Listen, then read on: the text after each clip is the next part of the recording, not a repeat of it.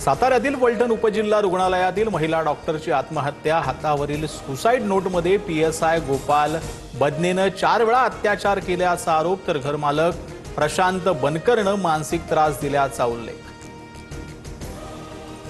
फलटणमधल्या महिला डॉक्टर आत्महत्येची मुख्यमंत्र्यांकडून दखल, आदेशानंतर सुसाईड नोटमधील संबंधित पोलिसांचं निलंबन, कारवाई सुरू असल्याची फडणवीसांची माहिती, आरोपींच्या शोधासाठी पथक रवाना।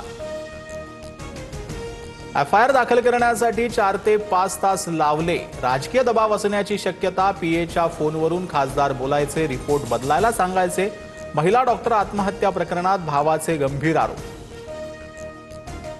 राज्य महिला आयोगाकडून फलटण आत्महत्या प्रकरणाची दखल, संबंधितांवर कठोर कारवाई करण्याच्या सूचना, तर राष्ट्रीय महिला आयोगाकडून 5 दिवसात अहवाल सादर करण्याचे निर्देश।